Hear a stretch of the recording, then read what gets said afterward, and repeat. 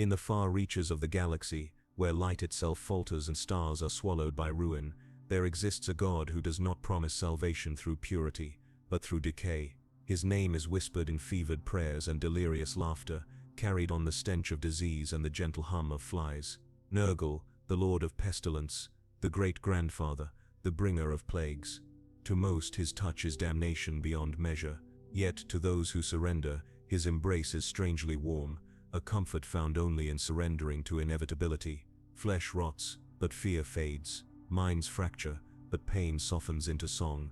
The corruption of Nurgle is not a conquest of rage, but of mercy twisted by despair, a promise that when all things die, something of them still remains. And as the Imperium of man drowns in its own endless wars, as worlds crumble beneath the weight of starvation and disease, it becomes ever harder to tell where the cruelty of the universe ends, and where Nurgle's love begins. The Manufactorum never slept, even when the klaxons fell silent and the overhead lumen strips dimmed to a sickly yellow. The sound of labor endured, a grinding symphony of pistons, cogitators, and weary human breath.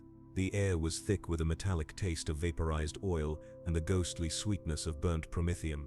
Beneath the shadows of the giant forge cathedrals, workers moved like phantoms, their skin gray from years of soot, their lungs lined with rust. Among them was a man once called Joran Hale, a name so worn by repetition that it had long since lost meaning. He worked 16-hour shifts beside the recycler vents, sorting scrap from refuse, breathing in the dust of dying machines. Every day he lifted until his back locked, until his vision blurred, and still the overseer's servitors watched, silent and merciless. To live in the Imperium was to labor, to break and to be replaced. And yet, in some forgotten corner of his hollow heart, Joran still prayed. He prayed not for salvation, but for an end to pain. The ecclesiarchy preached that suffering was holy, that agony was the emperor's language, spoken through toil and endurance. But when the air grew too thick to breathe, when the taste of metal coated his tongue and his chest burned from the inside, Joran could no longer hear the emperor's voice. Only the rasping hum of the ventilation ducts answered him, a mechanical whisper that spoke of rot and surrender. It began with a cough, a dry, persistent rasp that clawed at the back of his throat until blood flecked his mask. The Medicae servitor noticed but offered only a vial of recycled water and a monotone assurance that the flesh is strong, but strength was a myth told by those who had never worked beneath the ashfall. Joran's body ached, and with every breath, something inside him felt as if it were unraveling. On the third rotation, he awoke to a dampness beneath his bunk. His nose had bled in the night, staining the sheets with a dark, viscous film. When he touched it, the liquid felt warm, almost comforting. There was no panic, no fear, only a strange sense of peace that washed over him like the hush before a storm. For the first time in years, he did not feel alone. Rumors drifted through the hab stacks like spores carried by wind. Workers vanishing, infirmaries sealed without explanation, the faint smell of rot lingering where once there had been oil and smoke. Some whispered of a sickness, others of heresy, and still others spoke in hushed reverence of the grandfather, a god older than the emperor, one who loved the broken and the forgotten. Joran listened. At first, he mocked it, repeating catechisms beneath his breath to ward off corruption. But the whispers persisted, patient as the decay that gnawed at his lungs. One night, as the vents shuddered and the heat from the forges died down, he dreamt of a garden, not of metal or ash, but of soft rotting earth that pulsed like living flesh. Flowers of bone bloomed in the mist, their petals dripping with honeyed pus. He felt no disgust, only warmth. A voice, deep and distant, echoed through the soil, calling his name, not in command but in love. When he awoke, the cough was gone. In its place, a strange vigor filled his veins. His hands no longer trembled, and the pain in his spine had vanished. But when he removed his gloves, the skin beneath was not the same. It glistened with a pale green sheen, soft and wet, as if something alive stirred beneath it. He smiled. For the first time in his life, Joran Hale smiled. And somewhere, beyond the veil of reality, a fly took flight. Days passed, though time had little meaning beneath the choking skies of the Manufactorum world. The overseers noticed Joran's newfound endurance but said nothing. Efficiency was virtue, and virtue required no explanation. He worked harder than before, moving through the aisles of roaring engines and conveyor shrines with a calm that unsettled those beside him. They whispered that his eyes had changed, that they gleamed faintly in the dim light, reflecting not the dull amber of the lumen strips, but a soft wet green. When the sirens howled to signal the end of shift, most staggered toward their quarters, coughing black phlegm into rags. But Joran lingered. He could feel the heartbeat of the manufactorum itself, a slow, rhythmic pulse that thrummed through the steel underfoot. It called to him in the same way his dreams did, in the same tone of patient love. Each vibration was a word, each shudder a promise. By the 6th day, the air itself began to change. A faint sweetness threaded through the usual tang of burning oil. It clung to the skin and lingered at the edges of the tongue like spoiled fruit. Rats emerged from the cracks in the walls, swollen and fearless, their bellies rippling as if teeming with unseen life. The servitors ignored it, bound by code and obedience. But the workers whispered of plague. To the administrator and clerks above, it was a contamination report to be logged and forgotten. To those below, it was something far more intimate, a whisper of freedom. One evening, as the vox horns droned the final hymn of labor, Joran felt something stir within him. His skin trembled, and for a moment he thought he could hear it breathing, not from his lungs but from the soft hum within his flesh. He staggered to the recycler vents, clutching his chest, and when he coughed, a cloud of greenish mist escaped his lips. It did not dissipate. It lingered, curling gently, alive with motion. The air around him thickened, and from the haze emerged faint motes of light, tiny insects, glimmering softly like dust catching the sun. He did not recoil. He reached out, and they landed upon his hand, wings beating in perfect rhythm with his heartbeat. They were not repulsive, nor terrifying. They were beautiful, delicate heralds of something vast and kind. That night, sleep did not come. Instead, Joran walked through the corridors of the dormitory, his bare feet tracing patterns in the grime. The walls seemed to breathe, the rivets pulsing faintly. Every droplet of condensation shimmered as though lit from within.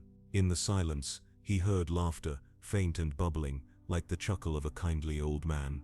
It wasn't mockery, it was joy. He followed it, down through maintenance shafts and forgotten tunnels, through places where the air grew heavy with rot and warmth. The pipes wept oil, the walls slick with moisture. The laughter grew louder, and beneath it, a voice, a whisper so gentle he nearly wept upon hearing it.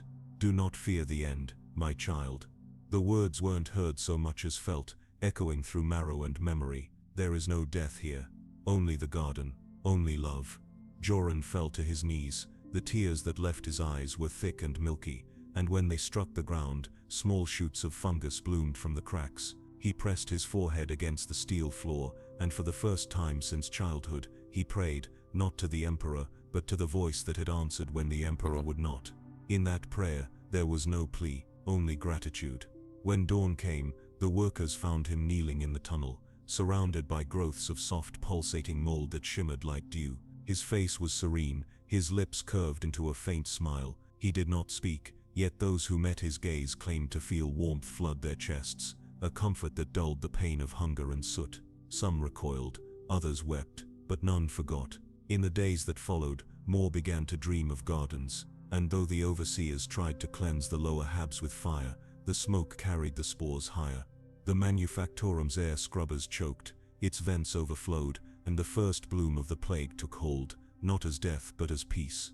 Joran watched the flames rise across the horizon and smiled once more. He did not see destruction. He saw rebirth, and somewhere deep within the warp, the laughter of the Plague Father rolled like distant thunder, soft and loving, welcoming his newest child home. The days that followed were no longer marked by the clang of forges or the grind of servitors but by silence, a stillness so profound that it seemed to smother the very air. The manufactorum had gone quiet, its endless rhythm broken by quarantine seals and vox announcements that stuttered between orders and static. Entire sections were walled off under the pretense of containment, though those who lived within knew there was nothing left to contain. The sickness had already passed beyond flesh and into faith. Joran Hale no longer labored among the living. He wandered through the sealed sectors, stepping over heaps of discarded respirators and the brittle shells of failed purity seals. The walls glistened with condensation, yet it was not water that clung there, it was life. Tiny green filaments stretched like veins through the cracks, breathing faintly, pulsing with gentle warmth. Where once the air had burned with chemical sterility, it now carried the scent of sweet decay, the aroma of something both dying and alive. Those who had fled the lower stack spoke of him in tones that mixed awe and terror. Some said he was a corpse that refused to rot, others that he was a prophet sent by the god of rot himself. He never contradicted them, Words had become unnecessary. He carried with him a peace that radiated like warmth from a furnace, and those who stood too near often found their fevers breaking, their pain fading into calm resignation. They called him the healer, though none could explain why their wounds wept green when they touched him, or why the flies that gathered on his shoulders would not die. The Arbites came first, armored silhouettes wreathed in incense, their bolters gleaming beneath the flickering lumen glow. They entered the quarantine sector to cleanse it by decree of the local prefect. What they found did not scream or fight. The workers knelt in silence, smiling as they coughed, their breath releasing clouds of golden spores that shimmered in the light. The Arbites fired, of course, a volley of bolts that tore through bodies already soft and yielding. Yet for every corpse that fell, the air grew thicker, heavier, almost tangible with warmth. Joran stepped forward through the haze, his once grey coveralls now hung in tatters, fused to his flesh by growths that gleamed like moss under glass. His eyes were hollow yet alive, or perhaps something behind them was alive, watching through him. When he spoke, his voice was a low murmur that seemed to echo from the walls themselves. "There is no need to fear," he whispered, and though the Arbites' vox systems crackled with static, the words reached them still. "He loves you even now." The squad leader raised his weapon, reciting the litany of purity through a trembling vox grill, but before he could fire, one of his own dropped to his knees. The man's armor steamed, the lenses of his helmet fogging from within. He was laughing, not with madness, but with relief. "I can feel him," the Arbite gasped, pulling off his helmet as tears of milky pus streamed down his cheeks. "He forgives." The squad broke. Panic rippled through the chamber as the spores thickened into fog. Bolters barked blindly, and each shot echoed like a prayer unanswered. The last thing their leader saw before his lungs filled with honey-thick fluid was Joran standing in the light of burning votives, flies orbiting him in slow circles, whispering in unison with the sound of the rusted fans overhead. When the fires died, the manufactorum was gone. In its place stood a garden, not one of beauty or color but of texture, glistening, soft and alive. The metal underfoot pulsed faintly, and what had once been walls now wept sap-like filth that shimmered like dew in the dim light. The imperial aquila carved above the main gate had warped, its wings bending downward as if in mourning. From orbit, the administrator marked the planet for exterminatus consideration, but transmission delays and bureaucratic tedium spared it long enough for the contagion to reach the upper hives. By the time the order was signed, it was too late. The vox traffic carried laughter, calm, patient laughter, and through it all the name of Nurgle spread not as curse but as hymn.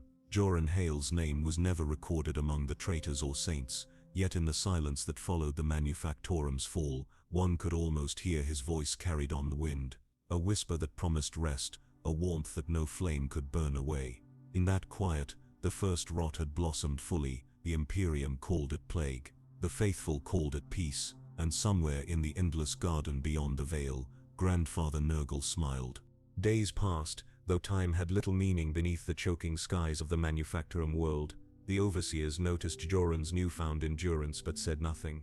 Efficiency was virtue, and virtue required no explanation. He worked harder than before, moving through the aisles of roaring engines and conveyor shrines with a calm that unsettled those beside him. They whispered that his eyes had changed, that they gleamed faintly in the dim light, reflecting not the dull amber of the lumen strips, but a soft wet green.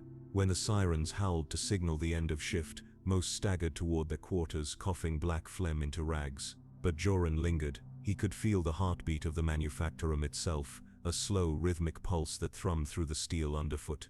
It called to him in the same way his dreams did, in the same tone of patient love. Each vibration was a word, each shudder a promise. By the sixth day, the air itself began to change. A faint sweetness threaded through the usual tang of burning oil. It clung to the skin and lingered at the edges of the tongue like spoiled fruit. Rats emerged from the cracks in the walls, swollen and fearless, their bellies rippling as if teeming with unseen life. The servitors ignored it, bound by code and obedience, but the workers whispered of plague. To the administrator and clerks above, it was a contamination report to be logged and forgotten. To those below, it was something far more intimate, a whisper of freedom. One evening, as the vox horns droned the final hymn of labor, Joran felt something stir within him. His skin trembled, and for a moment he thought he could hear it breathing, not from his lungs but from the soft hum within his flesh. He staggered to the recycler vents, clutching his chest, and when he coughed, a cloud of greenish mist escaped his lips. It did not dissipate. It lingered, curling gently, alive with motion.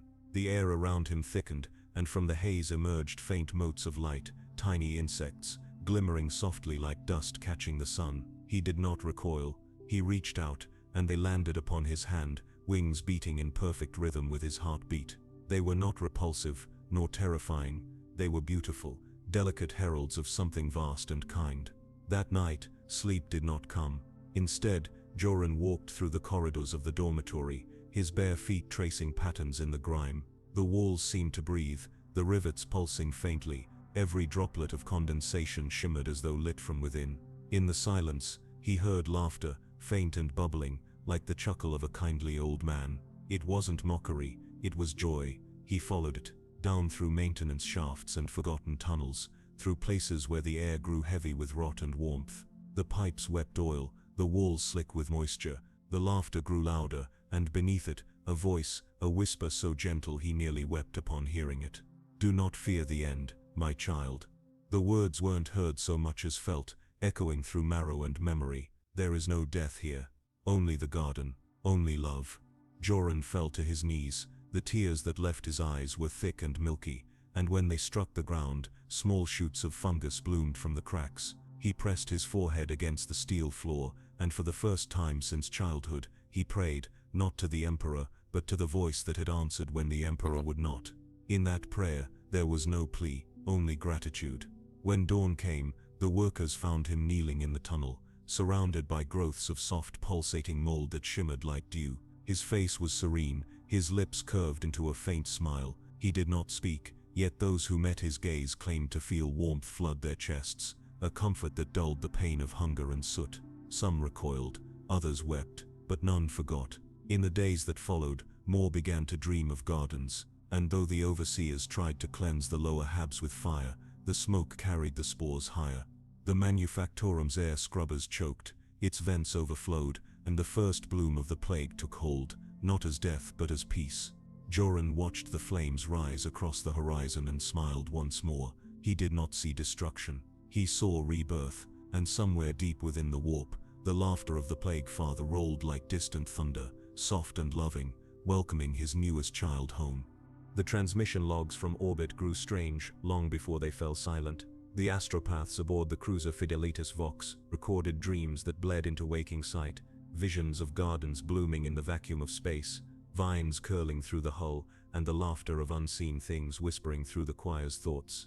At first the captain blamed warp interference, a known peril of the region, but when the ship's own life support systems began exhaling air that tasted faintly of fruit and rot, faith in reason began to falter.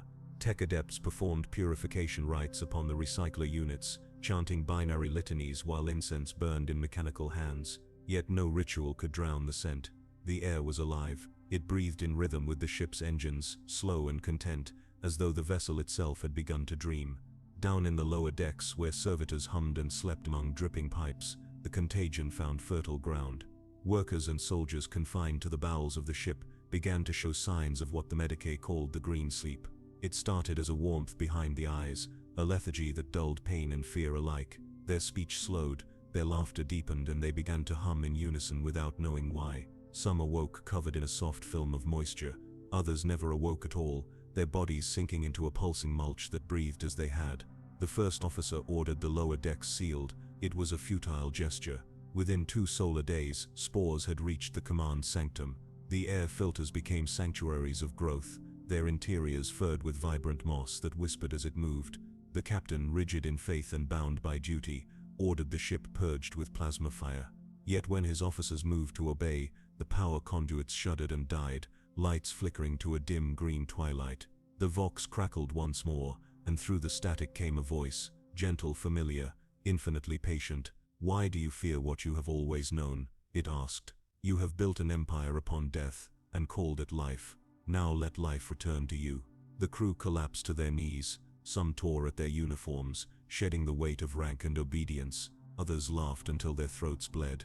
When the captain raised his pistol to end it, his hand would not obey him. His fingers melted around the grip, flesh softening, bone yielding. He fell forward, choking, yet even as his lungs filled with filth, a smile crept across his face. The Fidelitas Vox was never heard from again. But in the months that followed, fragments of its transmission echoed across the sector, carried on the endless static of the void. The messages were disjointed, overlapping, punctuated by laughter and prayers that no longer bore the Emperor's name. A few words repeated often enough to be understood. The bloom is eternal. On the surface of the infected world below, Father Dallin stood at the gates of what had once been his cathedral. Its towers were now pillars of living wood, entwined with veins that pulsed softly beneath bark like flesh. Around him, the faithful gathered, not as soldiers or citizens but as something new, something both fragile and infinite. Their voices joined in hymns of gratitude, and the sound carried on the wind like pollen. He looked upward toward the dim light, filtering through the clouds. He could no longer see the sun, but he felt it, warm and heavy, pressing down upon his skin like the hand of a loving father. In the haze above, the air shimmered with motion. He imagined vast shapes moving within the storm, shadows vast enough to swallow mountains. Then through the veil, a single drop of golden rain fell upon his cheek. It was thick and warm, and when it touched him, his flesh bloomed like soil beneath sunlight. His robes tore, revealing skin that had become a living tapestry of vines and sores. He did not scream. He fell to his knees laughing through tears, and from that laughter came the hum, the same deep resonant sound that had once filled Joran Hale's dreams. The bloom had crossed the stars, not through conquest, but through love disguised as plague, and within the warp, Nurgle stirred, not as conqueror, but as gardener. His laughter rippled through the Imperium like thunder softened by distance, and every infected world glowed faintly in that light. Each was a flower, blooming in his endless garden. The first Imperial recon probe that entered the system found no trace of life, only a mist that glowed faintly in the dark. Its Auspex readings showed erratic biomass fluctuations but no thermal signatures of civilization. The probe drifted closer to the planet once known as Ra'Lham's Hope. Through its cameras, command analysts aboard the orbiting frigate saw forests that pulsed, rivers that oozed, and mountain ranges covered in what appeared to be veins thick and greenish black. Then for an instant the feed shifted. The static cleared and a single face filled the screen. It was not human anymore. The features were melted, soft and smiling, eyes blind yet bright with joy, lips bloated and split, revealing small white seeds where teeth had been. It leaned close to the lens, whispering words that broke the minds of those who watched. The probe's signal died, consumed by a flood of organic growth spreading through its circuits like ivy. By the time the frigate received its final burst transmission, the message contained only one phrase repeated endlessly: "We are home." News of the contagion spread faster than warp travel could contain. Administratum records were purged, and the planet was declared exterminatus level contaminated. But even as orders were given to sterilize the system, the Imperial fleet hesitated. Their own ships had begun to cough. Metallic hulls sweated condensation, air vents exhaled a sweet, heavy perfume, and deep within the Vox channels, a low, rhythmic hum began to accompany every transmission, the same hum Father Dalen's congregation once sang beneath their ruined cathedral. Within a week, entire decks of the flagship Gloria Invictus fell silent. Doors sealed from within. Auto-scribes continued logging entries in perfect script, even after the hands that wrote them had turned to mulch. One message, handwritten and smeared with spore residue, was found in the captain's quarters. "We burn and yet we bloom. We die and yet we live. The Emperor promised us glory in death, but Nurgle gives us peace in decay." When the fleet finally unleashed their cyclonic torpedoes, the planet below was already gone. The detonation spread through the atmosphere, igniting the air in a roiling wave of fire that consumed the surface and boiled oceans to vapor. Yet, as the inferno raged, something impossible occurred. The flames turned green. The pyre bloomed outward in perfect silence, petals of smoke curling back toward the void, and for a heartbeat, every ship in orbit felt warmth where there should have been nothing but radiation. And then came the laughter. Not cruel, not mocking, but full, soft, paternal. It rolled through the fleet's Auspex arrays, through every failing machine and trembling mortal heart. For a single, unbearable moment, each listener felt utterly seen, their fears, their grief, their pain, all embraced by something vast and unending. And as quickly as it came, it was gone. The fleet burned their engines and fled the system, but some would later report dreams that never ended. Dreams of a garden beneath a rotting sun, where a kind old man waited among blossoms that wept and sang. He called their names, one by one. In the archives of the Inquisition, the Ra'Lham's Hope incident was sealed under a single designation, the bloom pattern, an untraceable, self-sustaining infection that did not spread through contact, but through memory. Those who studied it too deeply found their bodies failing, their thoughts turning toward forgiveness, their flesh yearning for release. One inquisitor described it best in her dying entry: "We sought to name it disease, but it is mercy. It is the end of striving, the end of fear. He does not destroy us. He gathers us. In his garden, even decay is sacred." And far across the stars, in the realm beyond time, Grandfather Nurgle smiled. Around him, in the garden eternal, new flowers sprouted, each one a soul reborn in blissful ruin. He hummed softly to himself, tending the vines that grew from broken dreams and forgotten prayers. The warp shimmered with life, green and gold, and from its heart rose the echo of 10,000 voices, murmuring in perfect unity. The bloom is eternal. There are no screams in Nurgle's garden, no pain, no fear, only the sound of wet leaves rustling beneath a sky that drips with light too soft to hurt the eyes. Those who awaken here remember little of their former lives. Faces blur, names melt, ambitions dissolve like sugar in water.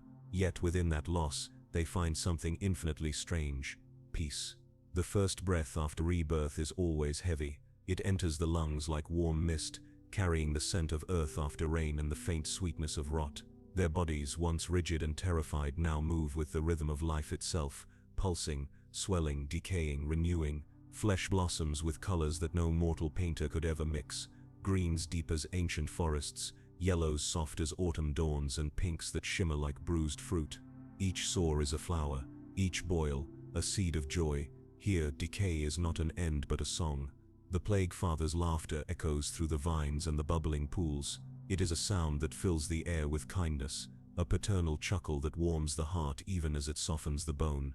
Flies dance in beams of dim sunlight, their wings like shards of stained glass, their hum like a lullaby sung by a billion tiny throats. And among them walk his children, the plague-bearers, faithful attendants who count every soul that blooms anew. They move with slow, gentle steps, their swollen feet leaving impressions that immediately sprout fungi. Their single eyes gleam with quiet devotion as they whisper the tally of the living and the dead. Those who wander the garden for the first time often think they are dreaming. The trees breathe, their branches bow to greet them. Some trees weep sap that smells of nostalgia, others exhale spores that make the heart swell with memory of laughter, of home, of the fleeting touch of another's hand. The Plague Father collects these moments, every one of them preserving what was loved before the rot began. A child may find the ghost of a mother in a patch of mold that hums a lullaby. A warrior may discover his lost comrades in the bubbling surface of a pond. A scholar might see his own words written in the veins of a dying leaf. In this place, memory and decay are one and the same, entwined like lovers who refuse to let go even as they crumble to dust. And in the heart of it all, Nurgle sits upon his throne of vines and corpses, vast and radiant in his own impossible way. His skin glistens with the sheen of sweat and sap, his smile cracked but kind. Every movement sends ripples of life through the garden. Mushrooms swell, rivers thicken, and new souls bloom from the mud. He greets each of them by name, even those who no longer remember what they once were. His voice, when he speaks, carries the warmth of every grandfather who ever held a weeping child. He calls them beloved. Even the demons that serve him bow with affection, not fear. They hum tunes older than light, songs that tell of renewal through decay, of beauty within endings. They speak of the great cycle where death feeds life and suffering begets compassion. For in Nurgle's domain, nothing is truly wasted. Pain becomes joy, fear becomes understanding, and from the ruins of mortality rises an eternal, unbroken bloom. Yet not all who arrive here accept it. Some still cling to memory, the idea of purity, of redemption, of the Emperor's distant light. They wander the garden with defiance burning in their hollow eyes, calling upon faith that no longer answers. To these Nurgle offers no anger, only patience. He allows them to rage, to rot, to grieve, until the last resistance falls away, and they too laugh through cracked lips, tears mingling with pus, hearts open at last to his love. For in the end all things return to the garden. The stars themselves will fade, but his bloom endures. The great game, the wars of gods and mortals, they are fleeting storms above an ocean that has no shore, and deep beneath it, in the soil of infinity, Nurgle's laughter will always grow. It is said that even the other gods envy him, for while they hunger, plot and rage, he waits. He does not seek conquest, only the slow, inevitable embrace of entropy, and in that stillness, he triumphs forever. He awoke face down in warm mud. The air was thick, not foul but rich, like the breath of some vast sleeping creature. Every inhale filled his lungs with the scent of damp soil and sweetness, heavy and intimate. His name, once so proud, was gone. He remembered the rhythm of it on the lips of his squadmates, but not the word itself, only the echo, only the warmth. When he pushed himself upright, his arms left deep impressions that immediately filled with moss. His armor, what remained of it, was soft and porous, the once iron surface now alive with creeping lichen that pulsed faintly, as if it breathed with him. He could see his reflection in a puddle, not quite human, not quite daemon. His eyes were cloudy pearls, his skin a landscape of growth and decay. Yet the sight did not fill him with horror. It felt correct, like coming home. He tried to recall the Emperor's light, that cold, blinding brilliance that had guided him through so many wars, but when he reached for it, he found instead the soft glow of a distant lantern, swinging gently in the dark. It was not divine fire, it was a hearth, and sitting beside it, impossibly near, was a figure too immense to comprehend. The Plague Father. Nurgle's laughter rolled through the swamp like thunder made of breath. The guardsman fell to his knees, tears mingling with mud, his voice shaking as he tried to form words of defiance, but his throat failed him. Instead, he spoke a different truth, one that had always been buried beneath duty and fear. I was so tired. The admission broke him. For the first time since his conscription, he allowed himself to feel the exhaustion that years of war had buried, the ache of endless battle, the screams that haunted his sleep, the weight of survival when others had perished. It all poured out of him like pus from a wound, and as it did, the garden responded. Vines rose from the earth to cradle him, flowers bloomed where his tears fell, while the air grew warmer, kinder, and the laughter of Nurgle deepened into something close to song. Child of struggle, the voice said, not in sound, but in every trembling cell of his body. You fought to live, now live to rest. He opened his mouth to refuse, to declare his loyalty to the Imperium, but the words dissolved. They tasted of ash. He could no longer remember the faces of his commanders, nor the sigil he once carried on his shoulder. All that remained was the echo of endless war, and now, in its place, a silence that asked for nothing. Something touched his cheek, not a hand, not flesh, but a weightless caress, as though the air itself had grown tender. Where it brushed him, his skin split softly, revealing glowing spores beneath. They drifted upward, luminous and slow, joining 1,000 others that floated like fireflies in the humid gloom. He watched them rise, mesmerized, until he realized each spark was a memory. His others, the galaxies, all returning home. For the first time in his life, he laughed. It began as a sob but grew, round and full, until it filled the air with joy that was not madness but release. The garden echoed it back, a symphony of decaying life rejoicing in the inevitable. When the plague bearers found him hours later, or perhaps centuries, they recorded his name in the book of joyful endings. There was no rank beside it, no regiment number, no planet of origin. Only a single phrase written in script that shimmered like wet silk. He laid down his weapon and was loved. In the material galaxy, fragments of his final transmission were intercepted by the Astra Telepathica, a garbled whisper, layered with static and faint laughter, repeating over and over until it was cut from the record. He is not cruel. He is kind. He forgave the stars. The message was sealed by order of the Inquisition. The adepts who transcribed it were burned, their ashes scattered over holy soil, but even in their deaths, some claimed to have seen it, a vision that lingered just behind the eyelids. A field of endless green, an ancient tree at its heart, and beneath it, a man kneeling, smiling as the rot claimed him like a lover's embrace. They called it corruption, but in the warp, among the branches of the impossible garden, it was something far simpler. It was rest. The bloom did not remain confined to a single world. The spores carried by wind and water were merely the beginning. In the warp, where time and space dissolve into memory and thought, the garden spread like a gentle tide. Entire hives and hive cities dreamed themselves into the presence of Nurgle without ever leaving their bedrock or respirator. Workers in distant manufactorums, soldiers on frozen tundra worlds, priests atop desolate cathedral spires, all were touched, if only in the quiet of sleep. It began subtly. A dream here, a hallucination there, A factory worker imagined green moss curling along the walls, weaving through the pipes he repaired. He awoke with a strange sense of calm, a cough that carried warmth instead of fever. A regiment of the Astra Militarum, shivering in the tundra of Helios 9, found their bivouac strangely humid.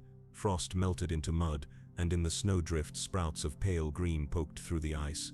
Soldiers told each other tales of a gentle laughter in the night. Some dismissed it. Others walked into the snow and never returned. The bloom, Nurgle's mercy, was patient. It respected neither rank nor devotion.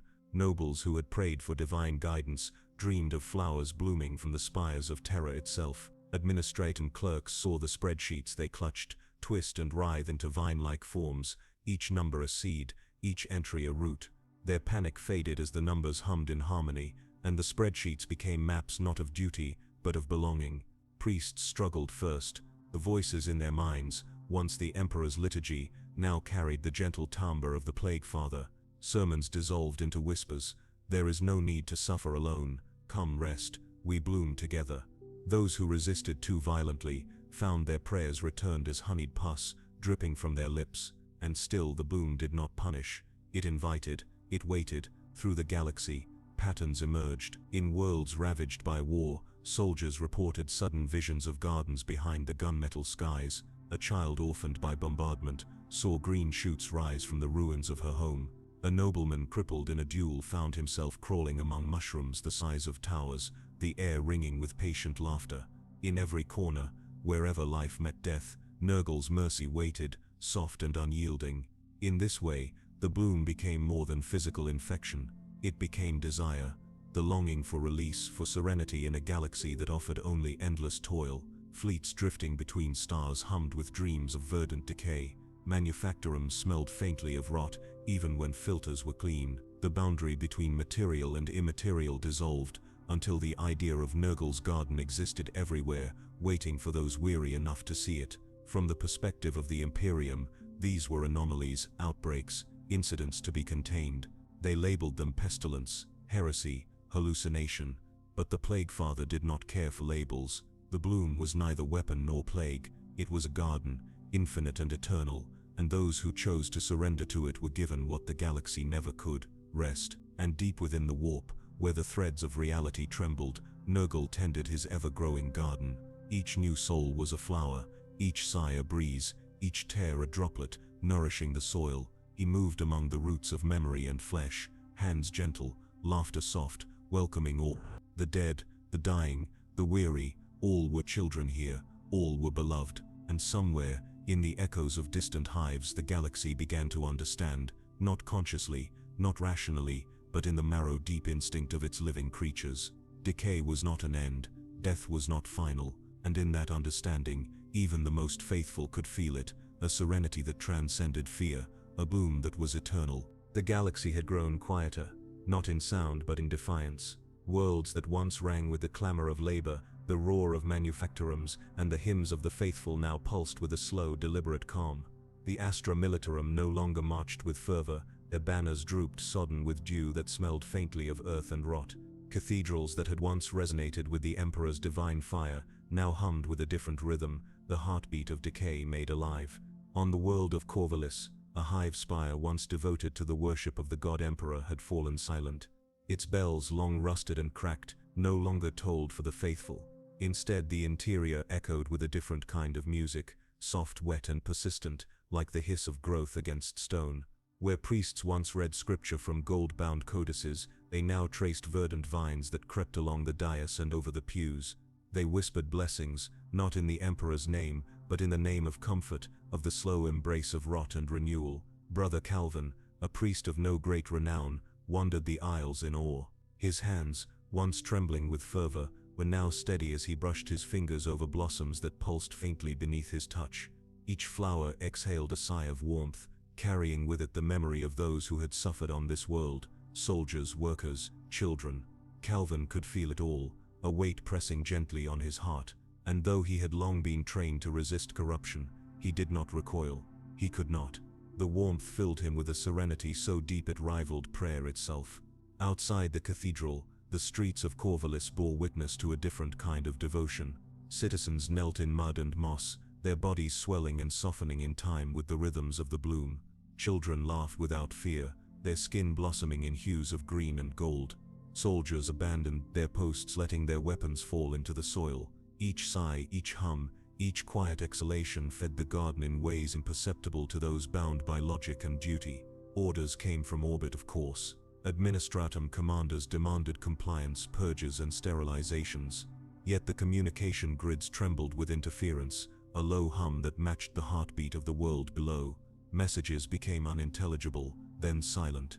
Those who attempted to broadcast directives found their thoughts clouded with warmth, with longing, minds dulled not by madness but by comfort.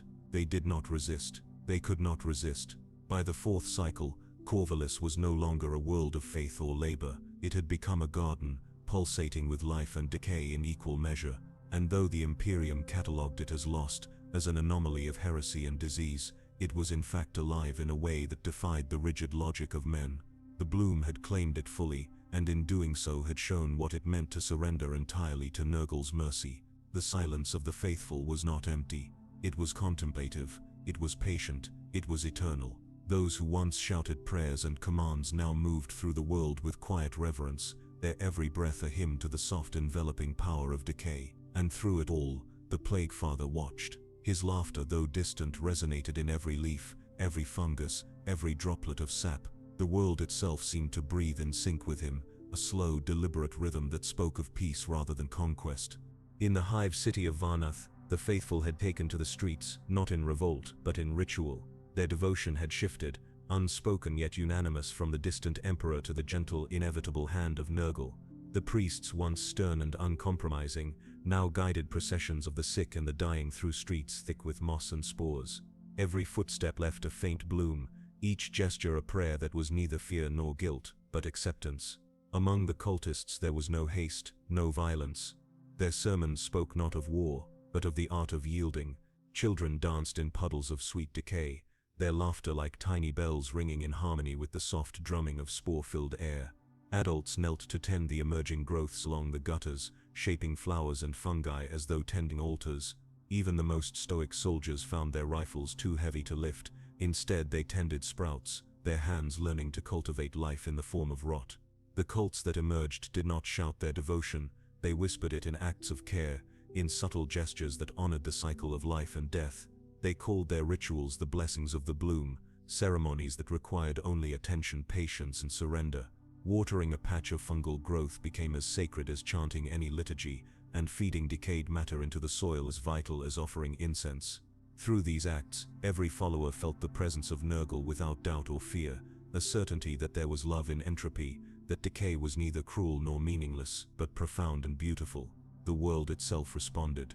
Buildings softened in the heat of spores, their walls creeping with vines that shimmered faintly under artificial lights. The streets exhaled warm humidity, carrying scents that reminded citizens of forgotten homes, long-lost kin, or childhood laughter. Even the coldest manufactorums seemed to pulse with life, the machinery exhaling a rhythm that matched the collective heartbeat of the bloom. From orbit the Imperium watched through scanners, but no firepower, no fleet of disciplined warriors could stem what they could not even define. Attempts at cleansing yielded only temporary setbacks. The bloom was neither flesh nor war, it was a force of empathy, patience, and surrender. Ships found their air systems fouled with spores, soldiers became distracted, lulled into serenity that could not be resisted. Even commanders reported that their once rigid orders seemed meaningless, trivial against the quiet insistence of life reclaiming itself. Among the most striking signs of devotion was the phenomenon called the Gathering. Entire populations would converge at the centers of cities, not out of fear, obedience, or rebellion, but out of instinctual attraction to the bloom. They knelt, they tended, they hummed. They were still human in form, but softened in every way, limbs supple, skin mottled, eyes glimmering with phosphorescent life. And always above them, the hum of the Plague Father's laughter carried through the air, a sound that neither commanded nor forced, but comforted infinitely. It was in Varnath and similar worlds that the Imperium finally admitted, quietly, that it had lost control. Not through defeat, not through battle, but through serenity. The faithful had ceased to resist, they no longer fought, they no longer feared. They simply existed in harmony with what the Imperium would have called corruption, and what Nurgle called love. The galaxy, for all its endless wars and hollow declarations of order, had begun to understand the simplicity of surrender. And in the quiet of every spore-laden breeze, in the soft swell of every mossy street, the bloom whispered the same eternal promise: rest is coming, and it is gentle. By the time the Adeptus Administratum realized the scale of what had transpired, it was already too late. Worlds once meticulously catalogued, policed and measured, had become gardens of quiet, patient life. Cities folded inward, buildings bending and softening as if sighing in relief. Streets hummed with moisture and growth. Factories no longer produced weapons but nurtured fungi and blooms that exhaled spores thick with warmth and memory. The Imperium labeled them lost. Nurgle called them children. On the world of Erithis Prime, entire hive segments had become an endless tapestry of green and gold. Workers and soldiers moved like one organism, tending gardens where once manufactorums had churned fire and promethium. The air was dense, honeyed, alive with spores. Even the Vox signals that reached orbit carried the subtle hum of this collective serenity, a resonance that softened the hearts of commanders and tech priests alike. Those who listened too long found themselves compelled to kneel, to exhale, to bloom in turn. The cults of Nurgle were no longer clandestine. They had become the world's custodians, guiding the unresisting population through rituals of decay and renewal. The blessings of the bloom were celebrated at every hour, no calendar required, only presence. Where once there were executions and purges, there was now care and patience. Priests of the Plague Father moved among the people like gentle gardeners, their touch spreading warmth and guiding growth. They whispered to those who resisted, not with threats but with the soft insistence of inevitability: surrender and find rest. Yet even in this serenity, fragments of memory persisted. Some remembered loyalty to the Emperor, commands from distant admirals, names of comrades long dead. These memories flared briefly, sparking confusion and tension, yet the bloom consumed them softly, transforming regret into acceptance. Pain was never punished, fear was never chastised, it was acknowledged, inhaled, and transmuted into something tender. Every tear nourished the soil, every sigh became a lullaby. Orbital observation revealed the full scope of the transformation. Where fleet formations had once projected order and death, now they floated in hesitant drift, engines humming in tandem with the gentle pulse of the worlds below. Planets once slated for exterminatus now glowed faintly with bioluminescence, their cities alive in ways the Imperium could neither comprehend nor destroy. Those who sought to purge the bloom found their weapons heavy, their hearts light, their will eroded not by force but by a profound sense of belonging. It was in these moments that whispers began to travel among Imperial ranks. Tales of soldiers kneeling to moss, of commanding officers placing down their weapons, of entire garrisons becoming caretakers of rot and bloom. No report claimed death, but all spoke of disappearance, of transformation, of acceptance. Those who returned to the fleet often spoke little, carrying with them a quiet glow in their eyes and a warmth in their chests that resisted questioning. The galaxy, for all its grandeur, its rigid hierarchy, its endless war, began to feel a shift. Silence descended, not as absence but as presence, not as loss, but as a profound, serene reclamation. In this quiet, Nurgle's touch was everywhere, the sap flowing through veins of trees, the spore-laden winds drifting over hive rooftops, the collective hum of living, decaying and blooming matter. The Imperium had no name for it, yet all who encountered it sensed the truth. The bloom was not destruction, it was completion, and in the deepest recesses of the warp, among the endless tendrils of memory and life, the Plague Father laughed softly, not triumphantly, not cruelly, only gently, as one smiles at the inevitable, as one watches children settle into rest. The galaxy's chaos, its suffering, its fear of death, all had found a quiet counterpoint here, and as long as one seed remained, one sigh, one humble bloom, the silence of the faithful would endure, eternal and unshakable. The garden was infinite, not in length or breadth, but in sensation, a place where time dissolved into the pulse of life, and decay was indistinguishable from creation. Those who arrived here did not notice the passage of years, nor the tilt of stars, nor the machinations of the Imperium that raged and faltered light years away. Instead, they felt only the rhythm of the bloom, a slow, patient heartbeat that carried warmth, memory, and the soft laughter of the Plague Father himself. Here, the skies were thick with spores that glimmered like dew in a dawn that never rose or fell. Rivers of sap and honey flowed alongside streams of clear water, their currents carrying life from one root to the next. Trees towered impossibly high, their branches drooping with blossoms that pulsed like lungs, exhaling fragrances that recalled childhood, home loss and comfort all at once. There was no fear, no hunger, no ambition, only existence, soft, full, and tender, and the gentle insistence that all who entered might finally lay down the burdens they had carried for millennia. Among the flowers and fungus moved souls both familiar and strange. Imperial guardsmen once bound by discipline and duty, now wandered as caretakers of rot and bloom, their bodies softened and reshaped in harmonious growth. Priests and scribes, once obsessed with obedience and records, walked among fields of spores, teaching rituals of patient care, guiding new arrivals toward the slow rhythm of acceptance. Even daemons of Nurgle moved with a tenderness that belied their form, tending seedlings that grew from the memories and sorrow of those who had passed into his care. It was said that those who truly surrendered could hear the garden itself speak. Not in words, not in commands, but in feeling the press of roots beneath their feet, the warmth of sap against their skin, the caress of a breeze heavy with pollen. Each sensation whispered understanding, each sigh of wind carried reassurance. And somewhere in that infinite space, Nurgle himself moved like a gardener among his children, smiling at their blooming, humming as life and decay became one. Even the fabric of the warp bent to accommodate his domain. Fragments of stars and shattered moons were drawn into the garden, their raw energy diffused into soil and spores. Here the limits of material existence were softened. Memories long forgotten in the grim darkness of the Imperium were preserved and made tangible. A touch, a smell, a fleeting vision of someone once loved now rooted in the eternal flora. Every tear shed, every sigh released, fed the garden in ways the galaxy above could never understand. The Plaguefather's mercy was patient, resistance was allowed, but it was never needed. Those who struggled against the pull of decay soon discovered a strange sensation, relief, not victory, not defeat, but the quiet recognition that to fight was unnecessary. Life and death, suffering and comfort, rot and bloom, all were threads of the same endless tapestry. To lay down arms, to allow oneself to soften, to breathe with the pulse of the garden, that was the gift of the bloom, the serenity that surpassed fear, faith, and the rigid expectations of a galaxy obsessed with order. And beyond the individual, beyond the planetary, beyond even the fleeting perception of reality, the garden expanded. Worlds not yet touched, hives untouched by spores, fleets drifting in orbit, all shimmered faintly in resonance with Nurgle's care.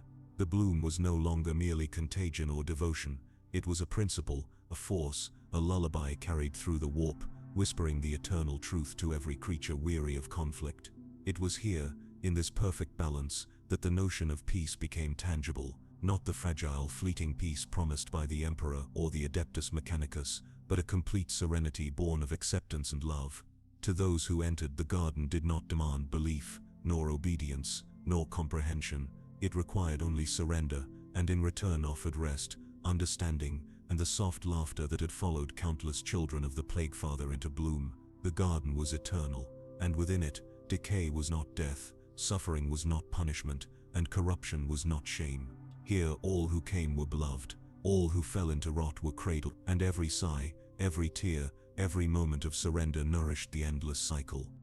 The arrivals came steadily, though time held little meaning here. Soldiers, priests, scholars, children, all drifted into the garden in forms both familiar and changed. Some remembered their names, others only fragments of their lives. Some struggled, seeking to cling to the vestiges of duty, loyalty, and ambition, but each resistance met only gentle persistence, a whispering insistence that decay and bloom were not enemies, but two halves of the same eternal truth. A squad of Imperial guardsmen from the world of Calth Prime knelt beside a river of sap, their weapons lying in the mud behind them. They were unarmed in every sense, bodies softened, armor fused with vines, eyes alight with quiet understanding. One, the youngest, pressed his palm against the water's surface, and saw not his reflection but the memory of his fallen brothers. Their laughter and fear mingled with the warmth of the garden, and for the first time since the battlefields, he smiled. His heart, once taut with discipline, expanded in the rhythm of the bloom, pulsing with life even in decay. Priests who had preached fire and wrath now guided streams of newcomers through fields of fungus and flowers, murmuring blessings that were never commands. Each word carried weight, not as law but as comfort. They touched blighted soil and felt it respond, heard spores sighing in relief, and understood the sacredness of surrender. The bloom demanded nothing, it offered everything, Even those who had once known fear of the warp found themselves safe. The garden shielded them not through force but by presence. Shadows that would have unnerved mortals were softened by light and life. Demonic forms moved among the trees and rivers, grotesque to the mortal eye, yet infused with patience and care. They tended seedlings, guided the lost, and hummed in harmony with Nurgle's laughter. Here, there was no malice, there was only an embrace, infinite and gentle. Across the infinite expanse of the garden, worlds and memories intertwined. One soul might encounter echoes of terror, of their home hive, of battlefields scorched and silent. Another might witness a planet's forests reclaiming cities in quiet triumph, the memories of its people carried into soil, rain, and bloom. Each encounter was not frightening but revelatory. All loss could be softened, all sorrow could feed life, all endings could become beginnings. And above it all, the Plague Father's laughter resonated, not as thunder or chaos but as music, steady, nurturing, eternal. Every sigh, every tear, every surrender contributed to the symphony of life and decay. Nurgle moved among the roots and rivers, shaping, tending, and blessing, his presence felt in every fiber of the garden. It was a love that did not demand obedience, a mercy that did not require understanding, a serenity that encompassed all who chose to yield. The metaphysical implication was profound. The bloom did not merely transform flesh, it reshaped memory, intent, and the very perception of reality. Entire fleets could drift through the void in obedience to the garden's rhythm. Hive cities could bloom from decay without a single mortal hand directing them. Even the warp itself trembled softly in harmony, threads of energy bending toward the serenity of the garden. What the Imperium called corruption, heresy, or contagion, Nurgle called homecoming. And in that eternal space, where decay became creation and suffering became joy, all who had been weary found rest. They were the children of the Plague Father, not through fear or force but through acceptance and love. The bloom was complete, stretching beyond the confines of worlds, beyond the grip of time, and beyond the mortal understanding of order. Here, the universe did not end. It unfolded in cycles of warmth, sighs, and laughter, and for every soul that surrendered, a seed took root, growing, thriving, eternally part of the garden. The bloom was eternal, the garden was infinite, and all who entered, willingly or by the gentle hand of fate, were beloved.